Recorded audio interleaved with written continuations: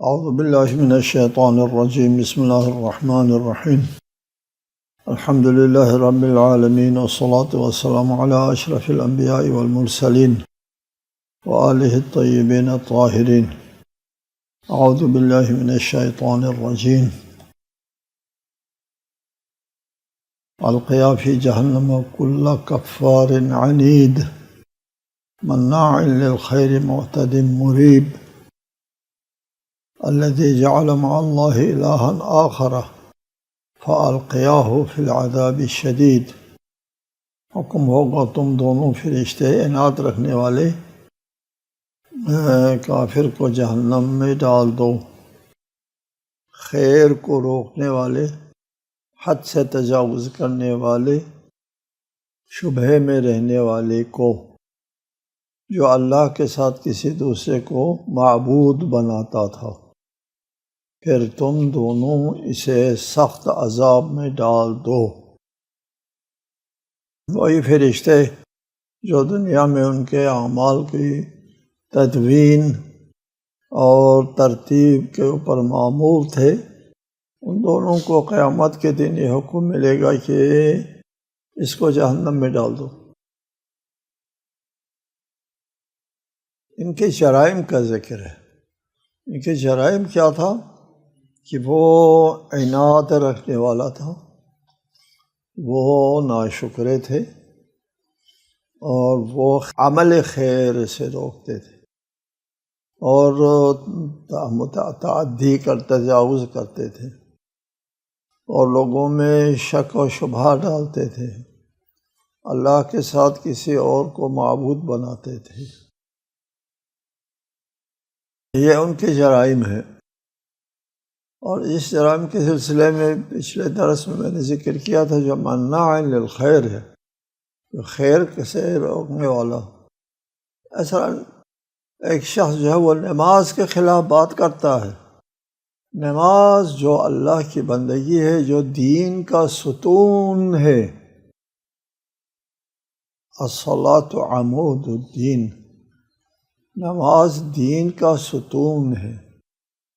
نماز کو عمود کہا ہے کہ نماز نہ ہونے کی صورت میں دین ختم ہے، مذہب نہیں ہوتا۔ پیغمبر مبعوث ہوئے ہیں، یہ ساری زحمتیں اٹھائی ہیں پیغمبر اسلام نے، ہمارا ائمہ علیہ السلام نے جو قربانیاں دی ہیں، اور اسی نماز کا اللہ کی بندگی ہے، اس دین کو، مذہب کو بچانے کی۔ مذہب دین کیا ہے؟ یہی اللہ کی بندگی ہے۔ اللہ کی بندگی ہی تو مذہب ہے۔ اللہ کی بندگی کو اٹھاؤ تو کیا بچتا ہے؟ اس سے یہ منع کرتا ہے، نماز سے منع کرتا ہے، سب چیز سے منع ہے، اللہ کی بندگی سے منع کرتا ہے۔ اس سلسلے میں بتایا تھا میں نے کہ اس کی توبہ بھی کے لیے قبول کی گنجائش نہیں، اس لیے کہ توبہ اس وقت قبول ہوتی ہے جب جس کو گمراہ کیا ہے اس کو دوبارہ گمراہی سے نکال لائیں۔ پھر جن کو اس نے گمراہ کیا وہ مر چکے ہیں، ان کو کیسے واپس لائے؟ لہٰذا اس کے لیے کوئی نجات کا راستہ نہیں ہے بیچارے کے لیے۔ یہاں ایک روایت ہے کہ ابو سعید خدری صحابی ہے، اس کی بہت روایات ہے، احادیث نقل کرتا ہے۔ یہ صحابی بہت احادیث کے وہ ہے، حافظ حدیث رسول۔ ان کی طرف سے ایک روایت ہے، اذا کان یوم القیامہ یقول اللہ تعالی لی ولعلی، رسول خدا صلی اللہ علیہ وآلہ وسلم نے فرمایا کہ قیامت کے دن اللہ تعالیٰ مجھ سے اور علی سے فرمائے گا کہ القیا فی النار من ابغضکما، جس نے تم دونوں سے بغض رکھا ہے ان کو آتش میں ڈال دو۔ وادخلا الجنۃ من احبکما، جس نے تم دونوں سے محبت رکھی ہے ان کو جنت میں داخل دو۔ اور یہ ہے اللہ تعالیٰ کا القیا فی جہنم کل کفار عنید، یہ محمد و علی سے خطاب ہوگا قیامت کے دن۔ احادیث میں ہے علی کو قسیم النار والجنہ کہتے ہیں کہ جنت اور جہنم کا تقسیم کرنے والا علی ہے، اور بہت روایات یہاں پر موجود ہیں علی کے قسیم النار والجنہ، علی جہنمیوں کو جنتیوں کو جدا جدا کر کے بھیجنے والا ہے۔ قرآن مجید میں ایک آیت ہے وَعَلَى الْأَعْرَافِ رِجَالٌ يَعْرِفُونَ كُلًّا بِسِيمَاهُمْ۔ اعراف قیامت کے دن ایک یہ اونچی سی جگہ ہے، ٹیلہ، وہاں پہ کچھ لوگ ہوں گے جو سب کو چہروں سے پہچانتے ہوں گے۔ پھر اسی میں فَأَذَّنَ بَيْنَهُمْ مُؤَذِّنٌ أَلَا لَعْنَةُ اللَّهِ عَلَى الْقَوْمِ الظَّالِمِينَ۔ بینہم، ان میں سے ایک اذان دینے والا اذان دے گا۔ قرآن آیت ہے، حدیث روایت نہیں ہے۔ جو اعراف میں رجال ہیں ان میں سے ایک اذان دے گا کہ ظلم کا ارتکاب کرنے والے رحمت خدا سے دور ہے۔ قیامت کے دن رحمت خدا سے دور ہے، جہنم جانا ہوتا ہے، رحمت خدا سے دور ہے۔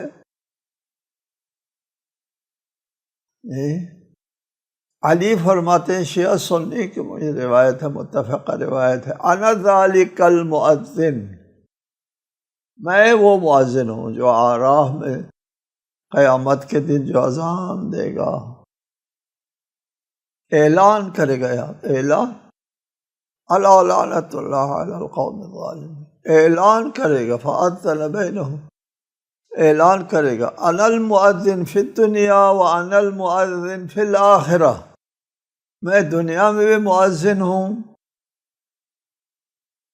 رسالت مآب نے بھیجا تھا نا مکہ میں، وَأَذَانٌ مِّنَ اللَّهِ وَرَسُولِهِ يَوْمَ الْحَجِّ الْأَكْبَرِ أَنَّ اللَّهَ بَرِيءٌ مِّنَ الْمُشْرِكِينَ وَرَسُولُهُ۔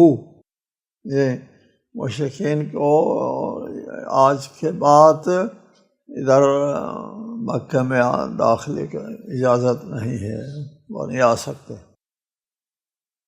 دنیا میں اذان دینے والا بھی علی ہے، آپ نے فرمایا انا المؤذن فی الدنیا، وہ بھی قرآن میں ہے، وَأَذَانٌ مِّنَ اللَّهِ وَرَسُولِهِ يَوْمَ الْحَجِّ الْأَكْبَرِ۔ دنیا میں اذان دینے والا بھی میں ہوں، اور آخرت میں بھی اذان دینے والا میں ہوں۔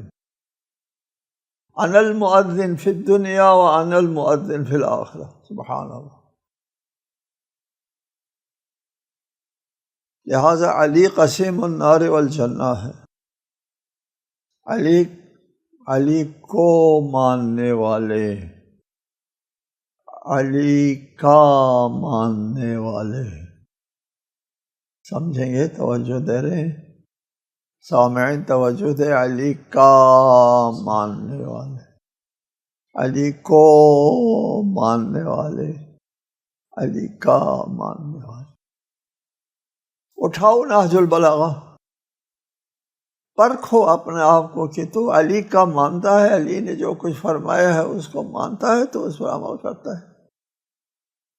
قال قرینہ ربنا ما اطغیتہ ولکن کان فی ضلال بعید، اس کا ہم نشین شیطان کہے گا، ہمارے پروردگار میں نے اسے گمراہ نہیں کیا تھا بلکہ یہ خود گمراہی میں دور تک چلا گیا تھا۔ ما اطغیتہ، میں نے گمراہ تو نہیں کیا، شیطان کہے گا۔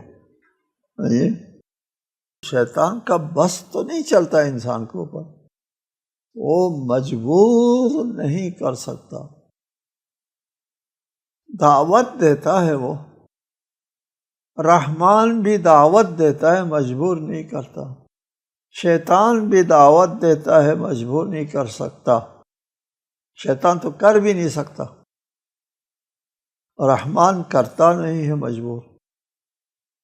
ایک اور آیت ہے قرآن میں صریح ہے، اس میں شیطان کا موقف ہے، تم پر میرا کوئی زور نہیں چلتا تھا، ما کان لی علیکم من سلطان، مجھ کو تم پر کوئی بالادستی حاصل نہیں تھی، الا ان دعوتکم، میں نے بس تم کو دعوت دی تھی، تم لوگوں نے میری دعوت قبول کر لی، فاستجبتم لی فلا تلومونی ولوموا انفسکم، تم میری ملامت نہ کرو، اپنی ملامت کرو، تم نے میری دعوت کو لبیک کہہ دیا، مجرم تم ہو نہ میں نے صرف دعوت دی تھی۔ جی، شیطان اور رحمان دونوں کی طرف سے زور نہیں، دعوت ہے، اور رحمان والے اللہ کی دعوت کو قبول کرتے ہیں، شیطان والے شیطان کی دعوت کو قبول کرتے ہیں۔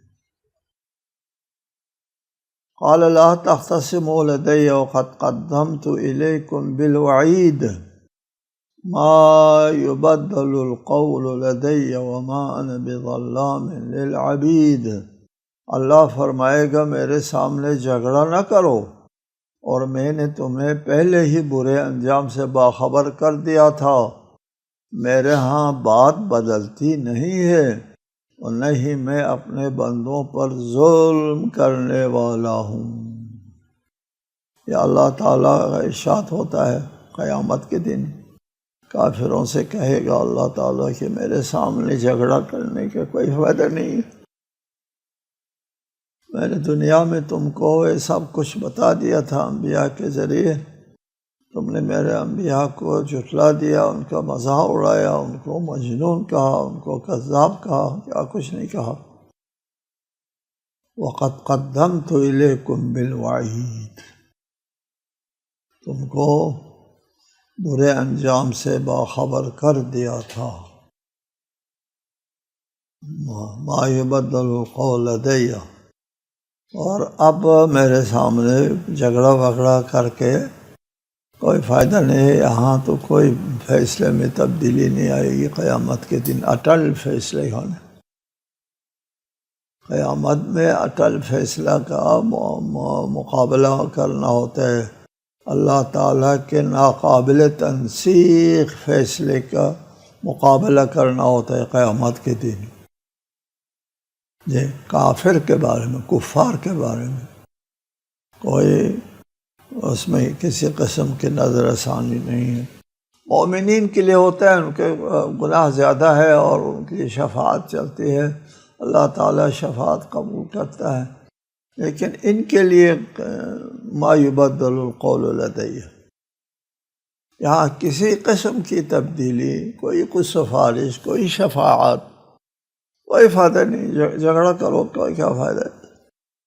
دوسری جگہ فرمایا وَلَكِنْ حَقَّ الْقَوْلُ مِنِّي لَأَمْلَأَنَّ جَهَنَّمَ مِنَ الْجِنَّةِ وَالنَّاسِ أَجْمَعِينَ، حق القول منی، میرے طرف سے فیصلہ حتمی ہو چکا ہے۔ حق القول ہمیشہ قرآن مجید میں حتمی فیصلے کے لیے استعمال ہوتا ہے، لقد حق القول، میری طرف سے حتمی فیصلہ ہو چکا ہے کہ جہنم کو میں نے بھرنا ہے، لَأَمْلَأَنَّ، میں نے ضرور بھرنا ہے جہنم کو جنات اور انسانوں سے، وَمَا أَنَا بِظَلَّامٍ لِلْعَبِيدِ، میں ظلم کرنے والا نہیں ہوں، اللہ کو کسی قسم کی ضرورت نہیں ہوتی وہ کسی کے اوپر زیادتی کرے، ظلم کرے، کس مقصد کے لیے؟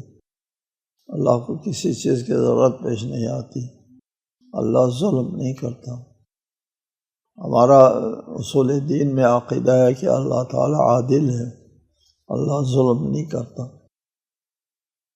یوم نقول لجہنم هل امتلأت وتقول هل من مزید، جس دن ہم جہنم سے پوچھیں گے کیا تو بھر گئی، وہ جہنم کہے گے کیا مزید ہے۔ ایک تفسیر یہ ہے کہ اللہ کی طرف سے جو سوال ہوگا جہنم کو، اور جہنم کوئی سمجھدار چیز ہے، شعور اور آگاہی رکھنے والا ہے، کہ جب سے جہنم سے یہ پوچھے کہ تو بھر گئی، تو جہنم جواب سوال ہو، قیامت کے دن ہر چیز کو اللہ تعالیٰ گویائی کی قوت دے گا، ہر چیز میں شعور، ہر چیز میں شعور آئے۔ یوم تشہد علیہم ارجلہم، ہاتھ جو ہے وہ پاؤں گواہی دیں گے، ہاتھ گواہی دیں گے، اور جسم کے چمڑے گواہی دیں گے، اور ان میں بھی گویائی کی قوت آ جائے گی۔ جہنم میں بھی آ جائے گی، جہنم سے بھی پوچھا جائے گا۔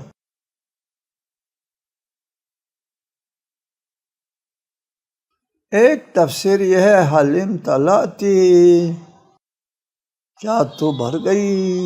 تو جہنم کہے گی حل من مزید، کیا مزید ہے؟ اور ہے؟ گنجائش نہیں ہے، میں تو بھر گئی ہوں، آپ کے پاس مزید میرے اندر داخل کرنے کے لیے جہنمی موجود ہے؟ ایک تفسیر یہ ہے۔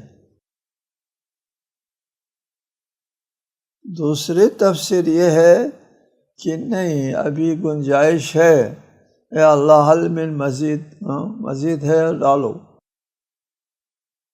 تو اللہ تعالیٰ مزید ڈالے گا۔ یعنی جہنم کو بھرنے کا اللہ تعالیٰ کی طرف سے وعدہ ہے پہلے سے، لَأَمْلَأَنَّ جَهَنَّمَ، میں ضرور بھر دوں گا جہنم کو، یہ اللہ تعالیٰ کی طرف سے وعدہ ہے۔ تو اس وعدے کے مطابق جہنم کو یہ پوچھنے کا حق حاصل ہے، اللہ تعالیٰ مجھے آپ نے بھر دیا ہے یا کیا ہے؟ یہاں قرآن مجید میں صریح آیت ہے، قابل توجہ ہے، نوٹ کرو اس چیز کو۔ قرآن نے صریح فرمایا ہے لَأَمْلَأَنَّ جَهَنَّمَ، میں ضرور پر کروں گا جہنم کو جنات اور انسانوں سے،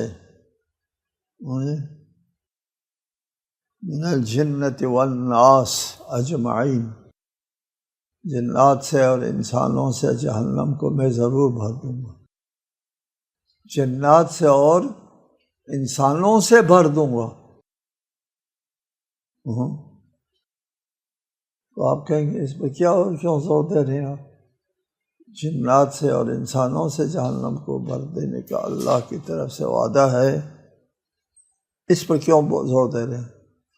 اس پر اس لیے زور دے رہا ہوں، ایک قابل تعجب، ہمارے فقہا کہتے ہیں فقہ میں لا ينقضی تعجبی، میرا تعجب ختم نہیں ہوتا، کہ صحیح بخاری میں، صحیح مسلم میں، ترمذی میں، نسائی میں اور مسند احمد بن حنبل میں انس سے روایت ہے۔ کیا روایت ہے؟ وہ آپ سن نہیں سکیں گے۔ لا تزال جہنم یلقی فیہا وتقول هل من مزید، جہنم میں ڈال دیا جائے گا، پھینکا جائے گا، اور جہنم حل من مزید کہتے جائے گی، یہاں تک کہ حتی یضع رب العزت قدمہ، نہیں بھرے گی جہنم، جہنم نہیں بھرے گی، اور پھر جہنم کا مطالبہ ہوگا، آپ کا وعدہ ہے مجھے بھرنے کا، اور مجھے ابھی تو اللہ تعالیٰ اپنا قدم رکھے گا، پر ہو جائے گا۔ انا للہ و انا الیہ راجعون۔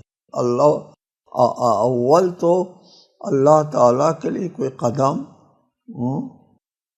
اور وہ بھی اتنا بڑا قدم کہ جہنم معاذ اللہ بھر جائے، اور دوسری بات یہ خود مسلمات کے خلاف ہے، اسلامی مسلمات کی اللہ جسم نہیں ہے، اسلامی تعلیمات کے مسلمات میں سے ہے کہ اللہ کے جسم نہیں ہوتا،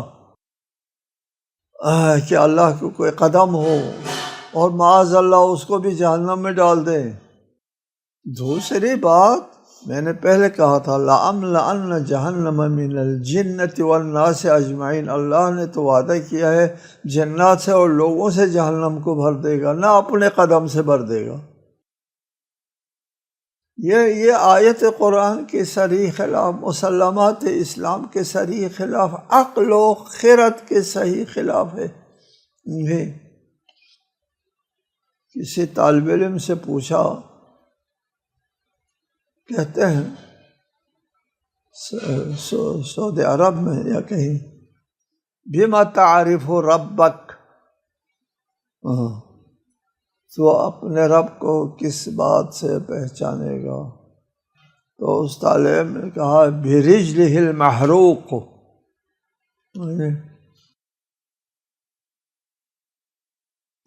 اس روایت کی طرف اشارہ کرتے ہیں، جلے ہوئے پاؤں سے پہچانے، معاذ اللہ۔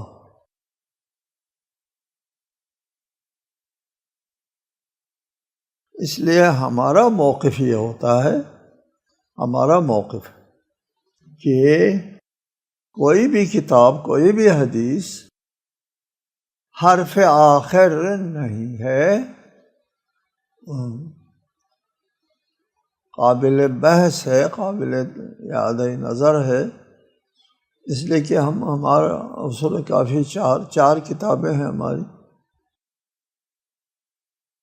اصح الکتب، صحیح ترین، یعنی اس کو ہم صحیح نہیں کہتے، ہم صحیح نہیں کہتے، اصول کافی کو صحیح نہیں کہتے، ملحظ الفقیہ کو صحیح نہیں کہتے، اور الاستبصار کو، تہذیب کو صحیح نہیں کہتے۔ صحیح اور صحیح کہنے کا مطلب یہ ہے قابل اعادہ نظر کے لیے گنجائش نہیں ہے، بند تحقیق نہ کرو یہ صحیح ہے، صحیح مان لو۔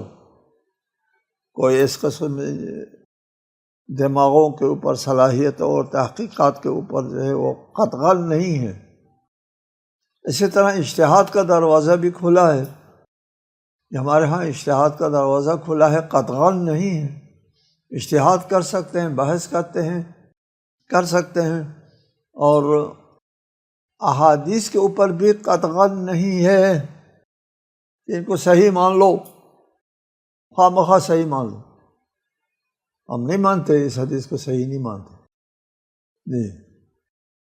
اور اجتہاد کے سلسلے میں چار مجتہدین کو مان لو، اس کے بعد کسی کو سوچنے تحقیق کرنے کا حق حاصل نہیں، اس کو بھی مان لو، ہم کہتے ہیں ہم اس کو بھی نہیں مانتے، ٹھیک ہے۔ اجتہاد پر بھی قطعاً نہیں ہے، احادیث پر بھی قطعاً نہیں ہے۔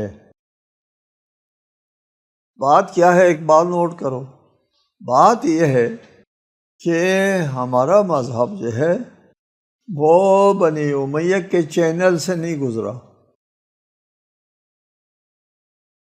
یہ جو بنی امیہ کے، بنی عباس کے چینل سے، حکمرانوں کے چینل سے گزرا ہے، وہ پابندی لگا دی، اس کے اوپر اس کے اوپر اس کے اوپر پابندی لگا دی، پابندی لگ گئی۔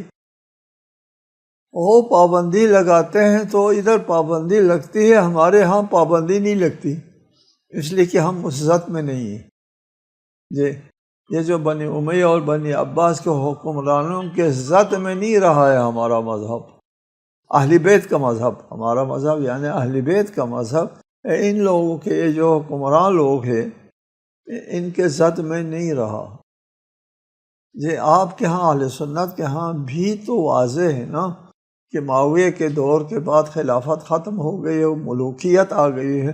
یہ ملوکیت جو بادشاہوں کی بات نہیں مانتے ہم جی، اور بادشاہوں کے ذات میں نہیں ہے ہمارا مذہب، اور اس لیے ہم اپنی رائے رکھتے ہیں۔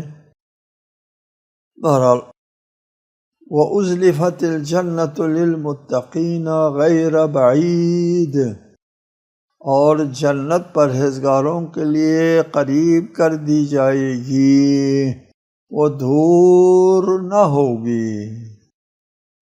زمین ہے اور جنت ہے،